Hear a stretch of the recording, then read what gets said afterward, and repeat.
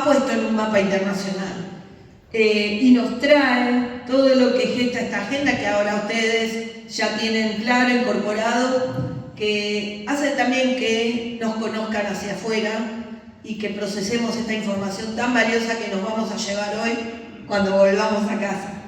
Quiero presentarles y así como les dije que tenían que abrir la cabeza, bueno, vamos a entrar al momento más importante que tiene que ver, bueno, cómo hacemos las prácticas o qué se está haciendo para buscar de alguna manera esa conexión con el fenómeno. Quiero que recibamos con un fuerte aplauso a Luis Emilio Anino,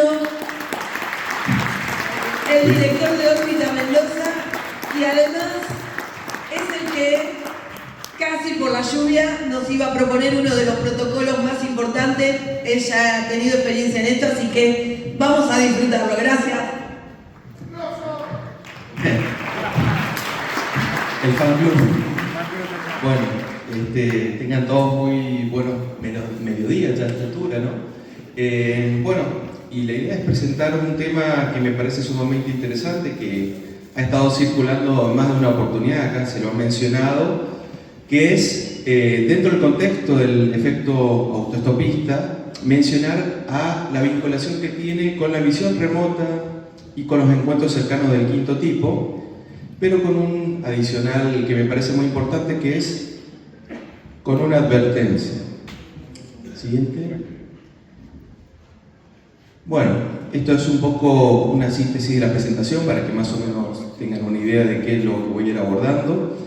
Voy a dar brevemente los conceptos claves, ¿no?, de visión remota y de encuentros cercanos del quinto tipo.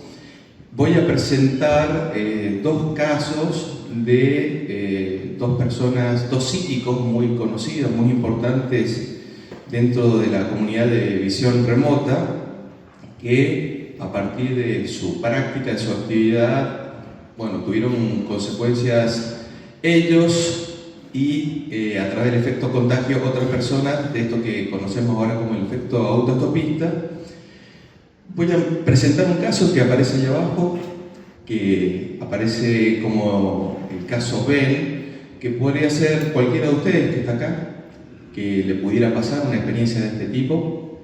Y por supuesto, entre medio, algo que me parece clave, que es la advertencia de Das Smith, que eso, bueno, ya lo vamos a ver, lo vamos a comentar. Siguiente. Bueno, en primer lugar, distinguir la visión remota de los encuentros cercanos del quinto tipo. Ahí en las imágenes aparecen lo que serían los dos representantes más importantes de cada enfoque, ¿no? Ingo Swann es el padre de la visión remota, era una eminencia realmente, una persona con una capacidad extraordinaria y con unas revelaciones increíbles. Y bueno, esta definición que aparece acá abajo pertenece más a los usuarios iniciales de los trabajos de visión remota, que eran los militares norteamericanos. Entonces, para ellos la visión remota implicaba adquirir, incorporar información que por medio de nuestros sentidos tradicionales no se podía lograr, ya sea por cuestiones de distancia, de tiempo o de barreras u obstáculos que impiden el acceso directo a esa información. Es decir, acceder a través de percepción extrasensorial, así lo fácil, ¿no? Y por otra parte, bueno, Steven Greer es un poco impulsor de los encuentros cercanos del quinto tipo. Difiere en parte en que es una práctica activa o proactiva de buscar el contacto mediante generalmente protocolos, prácticas que implican el uso de sonidos, de señales, con el objetivo de alcanzar en la medida posible una comunicación que sea benéfica para ambas partes, ¿no? Para los seres humanos y con las inteligencias no humanas con las que se pudiera lograr ese contacto.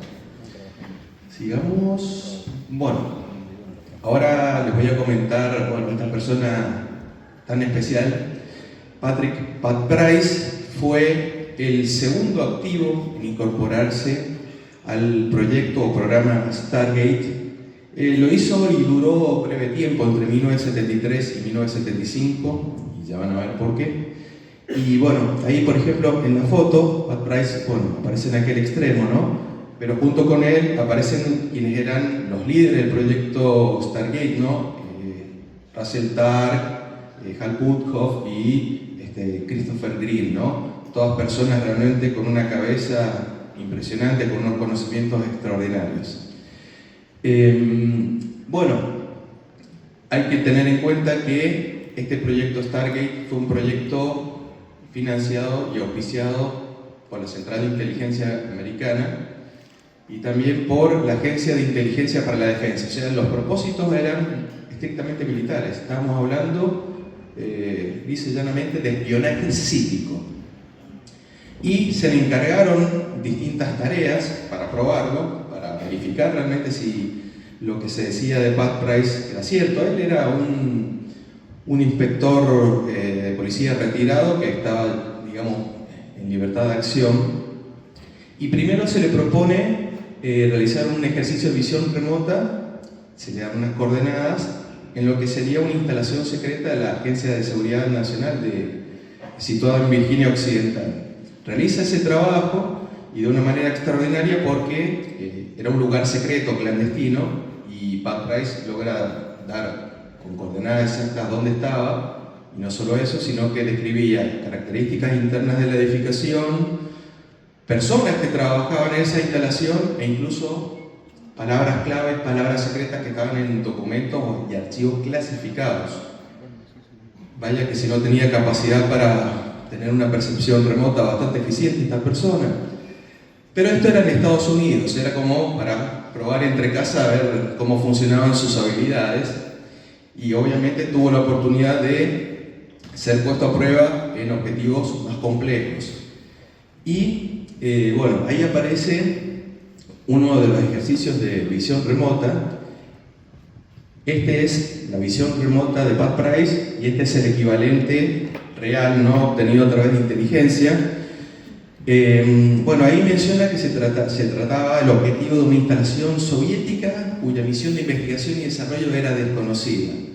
Él logra ver eso, que era una grúa de montaje industrial, pero no estaba muy claro de qué se trataba. Después, con el tiempo, se descubrió, mejor dicho, se pudo comprobar que esas instalaciones de hecho existían, hoy se pueden ver incluso por imágenes satelitales. Era el lugar donde los soviéticos construían una de sus armas más poderosas, más temibles, ¿no? Que eran submarinos nucleares. Obviamente era absolutamente secreto y aparte con una particularidad.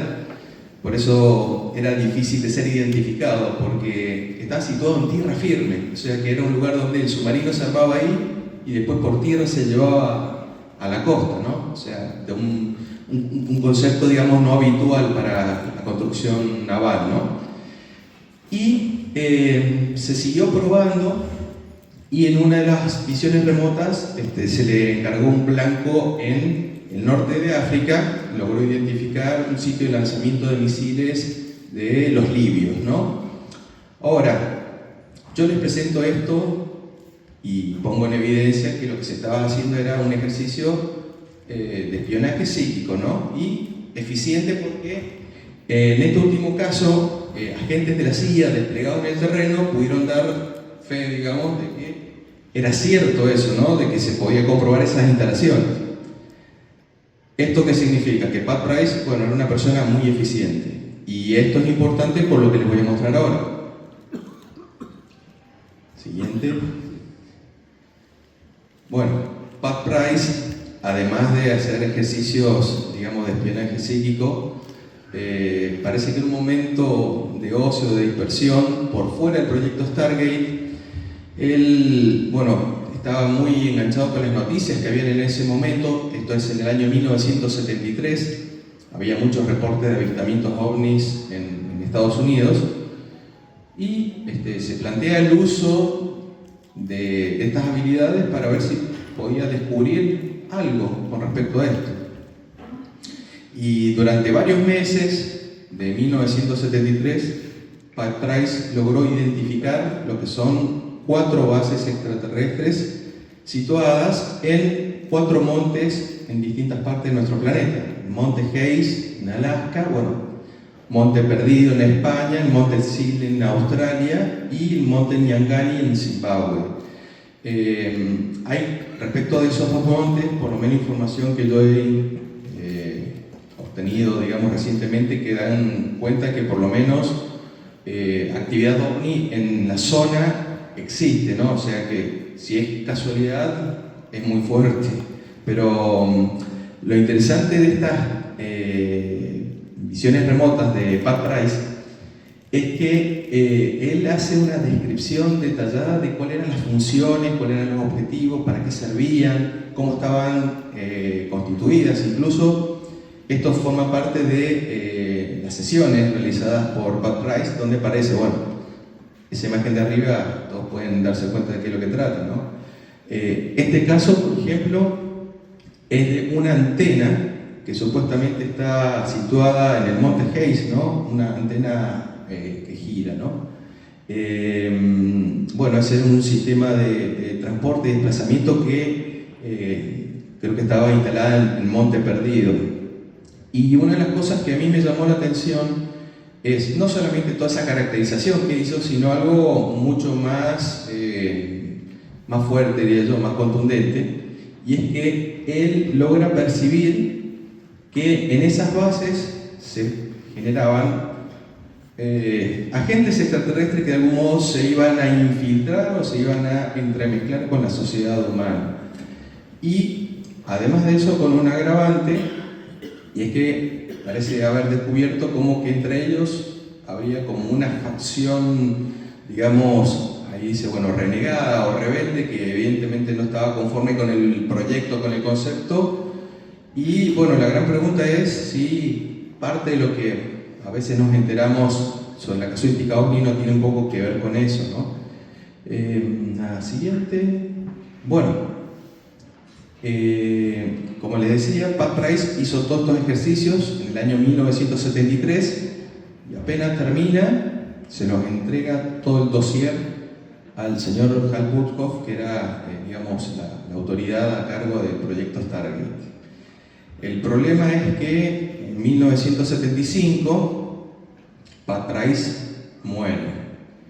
Y muere en unas circunstancias bastante particulares. El 13 de julio de 1975, él tenía un encuentro con funcionarios de la Oficina de Inteligencia Naval y de la Agencia de Seguridad Nacional para compartir parte de sus hallazgos productos de este espionaje psíquico que él estaba realizando.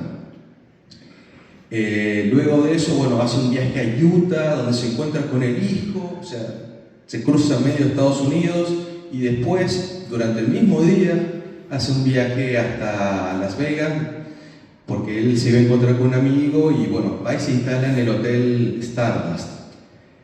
En el proceso en que se está por registrar, ocurre algo importante y quizás determinante. Él tiene, ¿qué podríamos decir? Un choque sin querer queriendo con otra persona. Ayer un poco Néstor estuvo hablando de esto, del contacto, ¿no? El asunto es que Pat Price, al poco tiempo, en cuestión de horas, empezó a sentirse mal, empezó a sentirse descompuesto, empezó a tener problemas respiratorios. Ya al otro día, ya de madrugada, llamó al amigo, le dijo: estoy mal, vino la emergencia.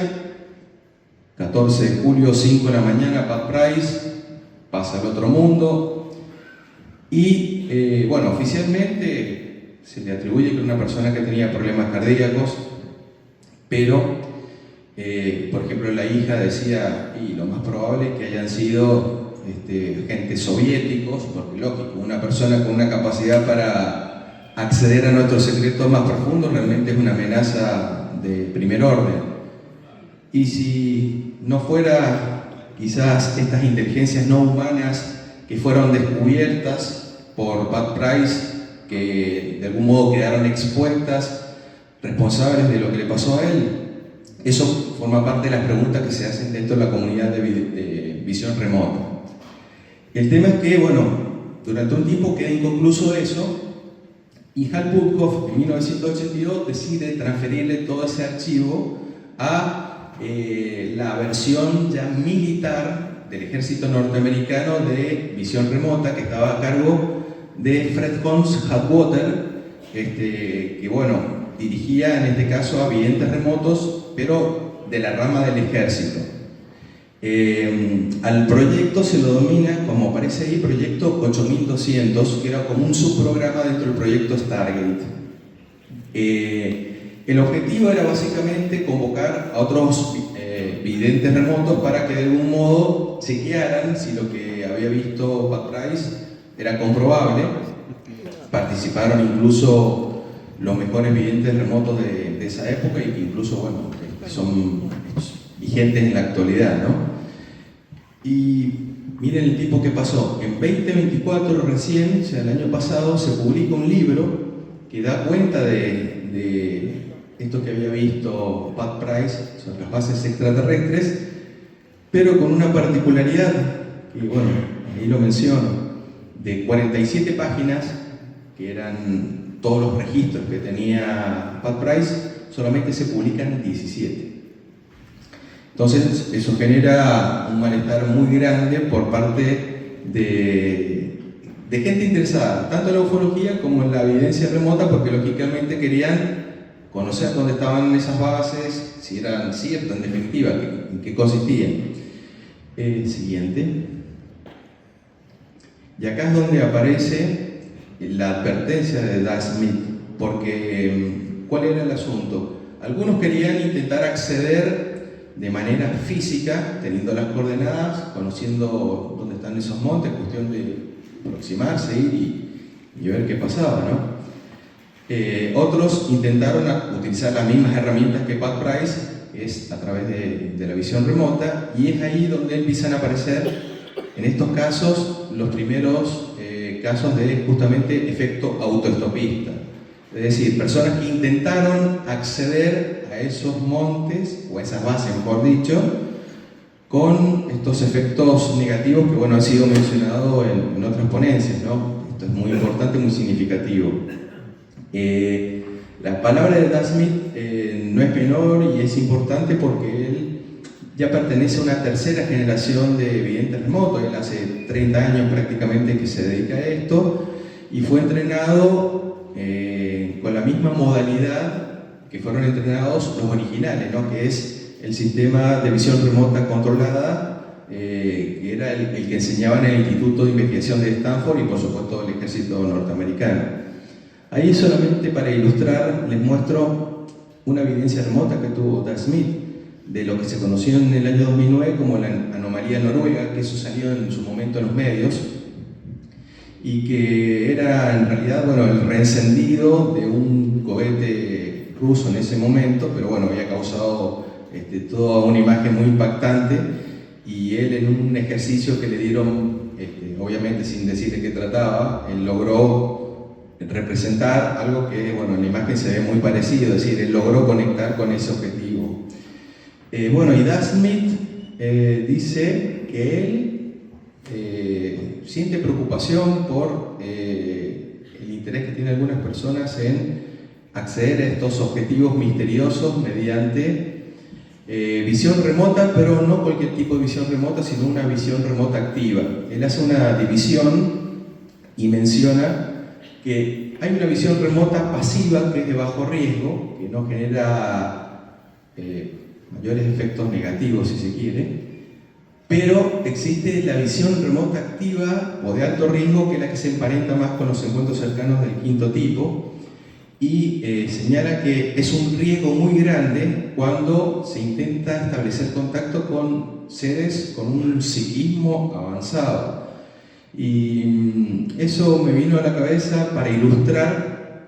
Ahí puse algunas imágenes, espero que varios hayan visto esa película y medianamente les haya gustado, que es, bueno, Indiana Jones y el Reino de la Calavera de Cristal. Quienes hayan visto la película recuerdan el tramo final, donde en este caso, bueno, la psíquica soviética intenta establecer este contacto con una inteligencia no humana avanzada y, bueno, el resultado no fue muy feliz para ella, que digamos.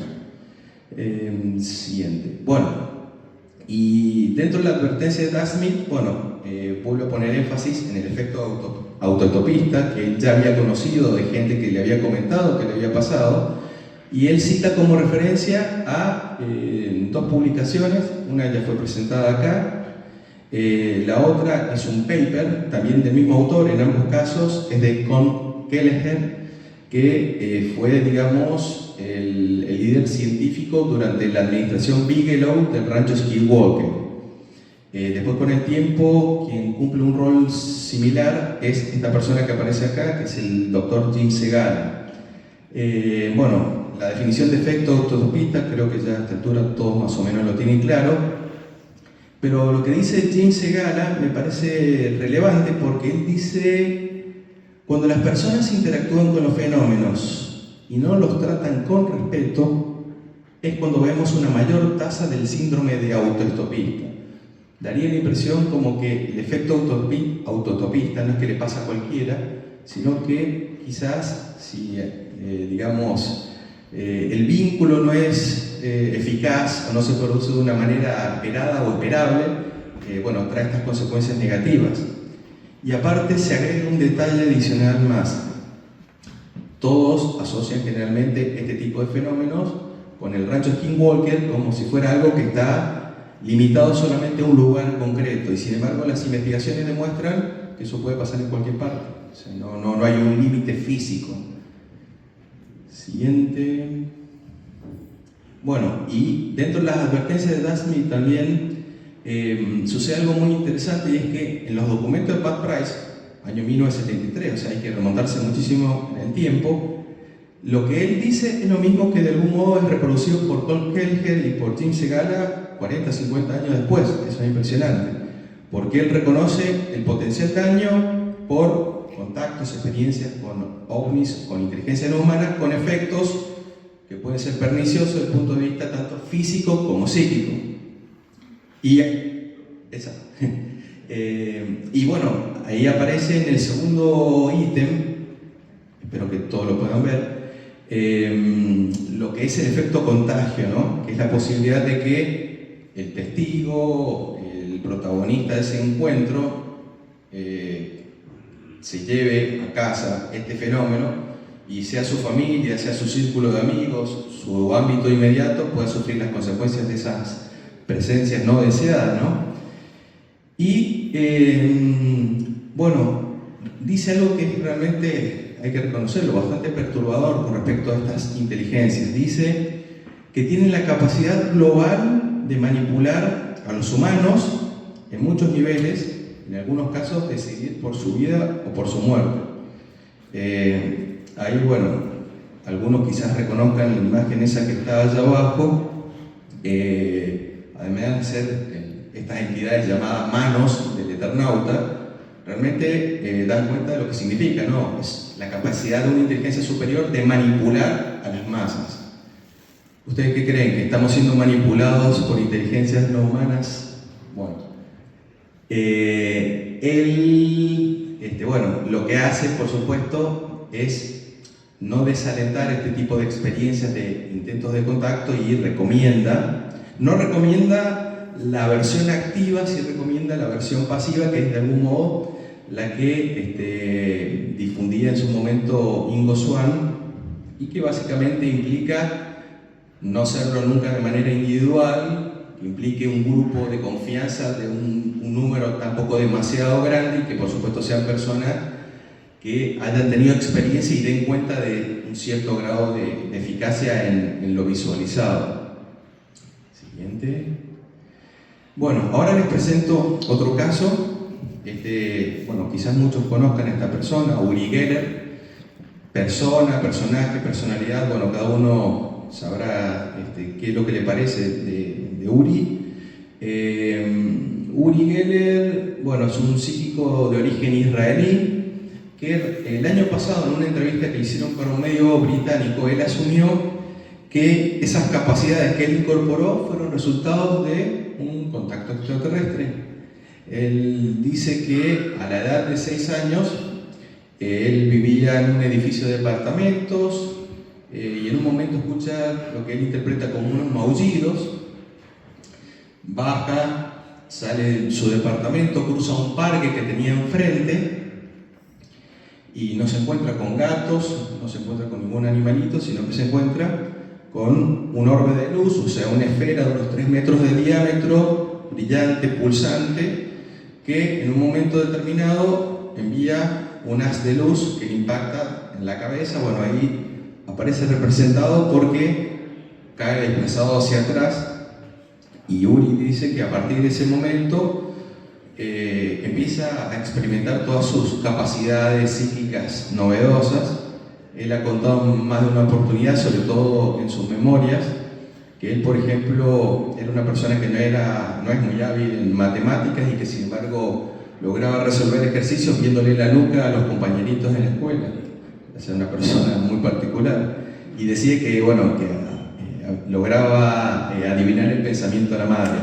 Pero bueno, esto surge en parte también porque el año pasado a Uri Geller le hicieron una resonancia magnética en el cerebro y en la materia blanca encontraron como una muesca, ¿no? Que él, bueno, lo define como un implante, ¿no? Enterrado en su materia blanca.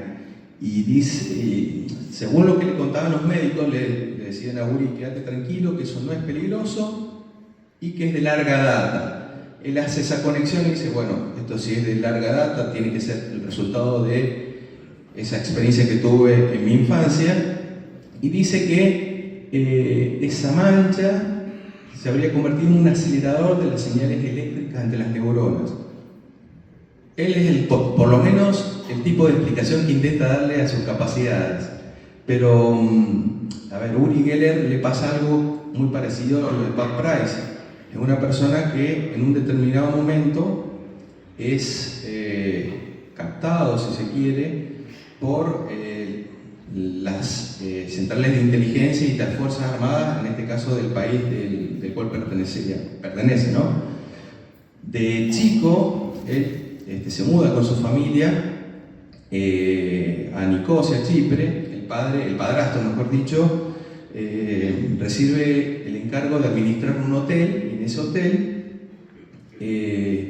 era una fachada para Mossad, que Mossad es la agencia de inteligencia israelí. Uri Geller dice que, bueno, que durante el tiempo que permaneció ahí se convirtió en el chico de los mandados de Mossad. O sea, ya de temprano esa conexión entre personas con habilidades psíquicas y su posible explotación con fines militares de inteligencia no solamente es exclusivo de Estados Unidos, evidentemente. En 1977 también tiene su conexión con el ámbito militar, porque, bueno, participa en la Guerra de los 6 días como un paracaidista, es herido en combate, dado de baja, y a partir de ahí empieza esta parte, si se quiere, pública, de showman, de salir a mostrar sus habilidades en espectáculos, y se empieza a ser un poco más conocido, ¿no? Incluso hasta el día de hoy. Siguiente, bueno, y acá, bueno, sucede algo que es muy interesante. Así como si esos shows, con propósitos de entretenimiento, podríamos decir, habían ojos mucho más atentos, más interesados en poner en valor esas capacidades de Uri Geller. Y en este caso aparecen 2 personas muy importantes.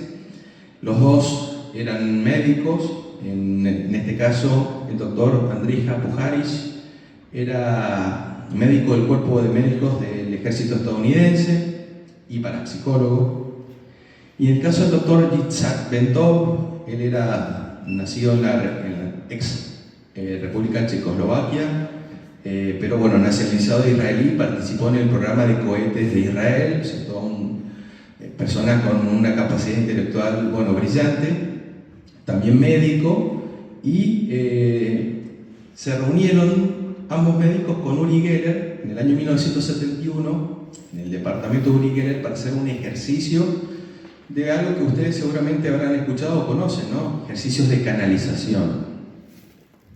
El propósito era comprobar si Uri Geller era capaz de canalizar entidades Pero en este ejercicio había un interés particular por parte del doctor Bentov, que era si no solo se lograban canalizar entidades, sino qué características tenían estas entidades, si eran benévolas o malignas.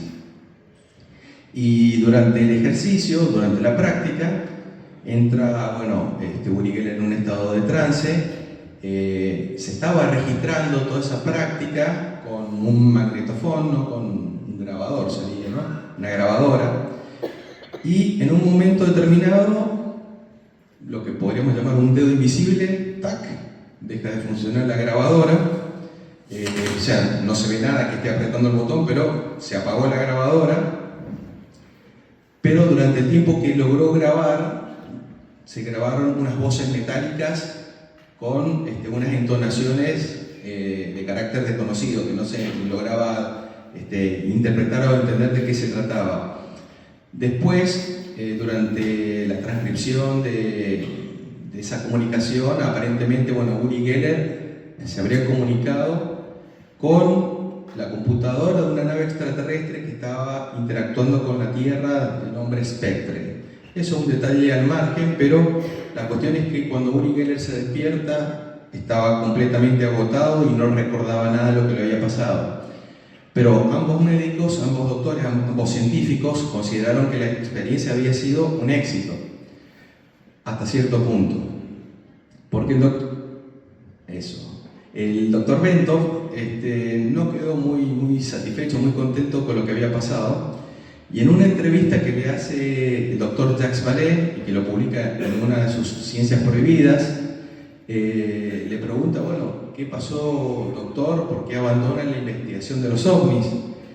Y él dice, y esto llama la atención, que el fenómeno ovni podía estar relacionado o asociado con entidades de bajo astral o entidades negativas. Dicen que probablemente Uri Geller haya sido objeto de esa manipulación o de ese juego de esas inteligencias más avanzadas. Y agrega un detalle que es interesante y que, en algunos de los protocolos que se discutían para algunas de las prácticas que se pensaban hacer durante la fallida vigilia, decía que le pregunta a Jacques Vallée si había tenido alguna experiencia ovni, si se le habían acercado, si le había pasado algo al respecto, y él menciona que sí, pero que había logrado ahuyentarlos a través de la meditación. Interesante detalle, ¿no? Esta experiencia motivó a ser convocado Uri Geller al Instituto de Investigación de Stanford, que no voy a profundizar ahí en ese caso, pero sí se logra ver a Uri Geller haciendo los ejercicios, y ahí se ven un par de ejercicios de evidencia remota donde se muestran algunos resultados positivos, ¿no? Incluso, para aquel que tenga curiosidad, hay un video, creo que de media hora, en los archivos nacionales que se pueden ver entero de toda la práctica, de todo el ejercicio, de toda la prueba que se le hicieron, donde los resultados por lo menos dieron cuenta de que evidentemente una persona con capacidades psíquicas, sin dudas. Ahora sí. Después de las pruebas que le hicieron en Stanford, hubo otra gente que también quiso investigar porque se quedaron, con las ganas, porque evidentemente estaba quedando en evidencia que era una persona con un psiquismo avanzado, pero acá se decide hacer una convocatoria de una perspectiva diferente, ¿no? Porque había un cierto grado de preocupación. La convocatoria venía del Laboratorio Nacional Lawrence Livermore, y esto es importante porque este laboratorio es la entidad rectora en materia nuclear prácticamente en Estados Unidos, de reactores nucleares, sistemas de propulsión nuclear y por supuesto armas de destrucción masiva. Entonces el planteo que se hacían los científicos que trabajaban ahí era si existía la posibilidad de psíquicamente causar algún tipo de interferencia o provocar algún tipo de interferencia en equipos tan sensibles, y en algunos casos estamos hablando de armas peligrosas, ¿no? Y se hace un ejercicio en uno de estos laboratorios y se utilizan unos sensores infrarrojos para ver si se detectaba algún tipo de presencia, algún tipo de manifestación, y cuando Geller estaba estaba haciendo ese tipo de prácticas en sectores concentrados de la habitación donde él estaba. Aparecían variaciones infrarrojas que daban cuenta como que algo había ahí presente acompañando. Bueno, también hubo registros muy llamativos, que acá también ya lo empezamos a relacionar con el efecto autoestopista. En más de una oportunidad, testigos vieron un pequeño ovni revoloteando en las inmediaciones del laboratorio, eso les llamó mucho la atención. Después hubo un científico que realmente le pasó algo insólito y realmente, bueno, rarísimo. Dice que pájaros negros de grandes dimensiones lo sobrevolaban sobre el jardín donde él vivía, o sea, se lo llevó a la casa, efecto autoestopista puro y duro, ¿no? Y incluso le apareció hasta en su propia habitación sobre la cama, un pájaro negro grande, bueno, una cosa muy rara. Y bueno, ahí al final también pasa algo que ya lo he mencionado anteriormente, y es que uno de los científicos, otro, recibe una llamada telefónica de estas voces metálicas, y una de estas voces metálicas de algún modo le sugieren que sería bueno que dejaran de hacer este tipo de estudios, de investigaciones, que lo dejaran tranquilo a Geller. Bueno, las pruebas se suspendieron y todos estos efectos empezaron sucesiva y paulatinamente a dejar de suceder, o sea, el efecto autoestopista cesó. Una más. Bueno, y acá ya estamos finalizando. Esto del caso Ben, como les decía, se los traje más que nada para que tengan en cuenta que en los casos anteriores estamos hablando de personas con, evidentemente, unas capacidades especiales, si se quiere, en cuanto a su poder psíquico, ¿no? Pero a cualquiera le puede pasar. Y en este caso, el autor que recibe este testimonio es John Keel, que es el autor de Mothman Prophecies, las profecías del hombre polilla. Relata que esta persona, Ben, estaba conduciendo su vehículo en la noche y cuando se acerca a la zona donde hay un río, del otro lado había una planta química y pasa algo que seguramente muchos habrán visto, leído en alguna oportunidad dentro de la casuística ufológica. Ve un ovni flotando y hace algo que también es característico, ¿no? Hace juego de luces, cambia de luces, tratando de llamarle la atención. Tenemos que entender que eso es un intento de hacer contacto, ¿no? Es, acá estoy, a ver si me estás mirando, ¿qué hacemos? Y la respuesta que recibió fue, le cortaron la luz al auto, el sistema eléctrico del auto murió, y a partir de ese momento, Ben y sobre todo su familia le empezó a pasar mal, porque bueno, empezaron a ocurrir muchos fenómenos, sobre todo de tipo paranormales en la casa. De vuelta aparecen estos llamados telefónicos de voces metálicas que lo invitaban a esta persona a asistir a reuniones que por suerte él no iba, pero eran de personas que ni sabía quién eran. Y imagínense una voz metálica que te está llamando para ir a una reunión. No sé, no está tan bueno.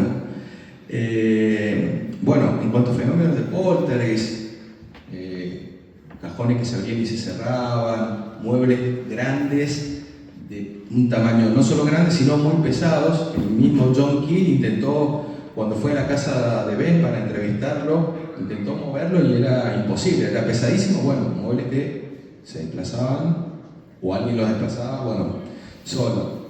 Y acá entra en juego también unos personajes que, bueno, yo creo que hace mucho que no se mencionan. Le pasó tanto a Ben y le pasó a la esposa, que muchas veces salían a dar un paseo por el vecindario y de pronto se cruzaban con unas personas con características muy especiales, muy singulares, vestidas de negro, de apariencia o de rasgos orientales, y que los describían como personas que tenían un andar como si fueran borrachos, como si tuvieran algún tipo de dificultad para el desplazamiento, y les llamaba la atención porque los miraban y les sonreían, pero una sonrisa no natural, ¿no? Bueno, eso duró un buen tiempo e incluso los avistamientos de ovnis perduraron por parte de Ben. Esto, bueno, un poco para cerrar este concepto, la idea de que, lógicamente, no solamente a personas que pudiéramos llamar especiales o dotadas pueden ocurrirle este tipo de efectos utopistas, sino a cualquiera de nosotros, ¿no? Bueno, una más.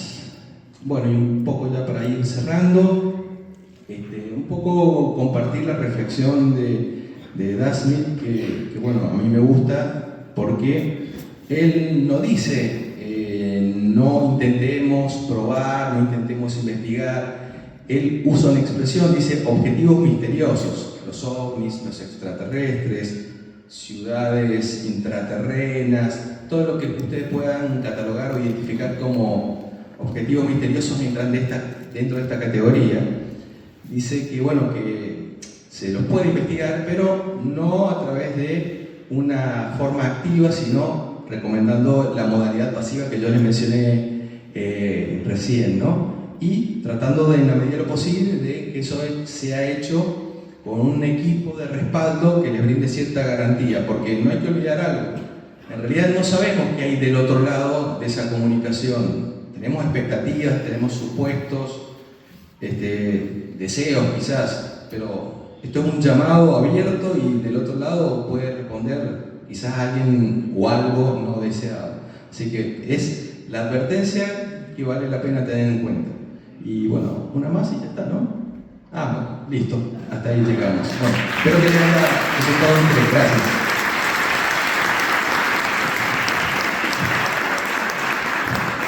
Buenísimo, un fuerte aplauso para Luis Anino, que tuvo la tremenda responsabilidad de dar un cierre a lo que intentamos explicar. Hemos terminado esta 9ª edición de nuestro congreso con el que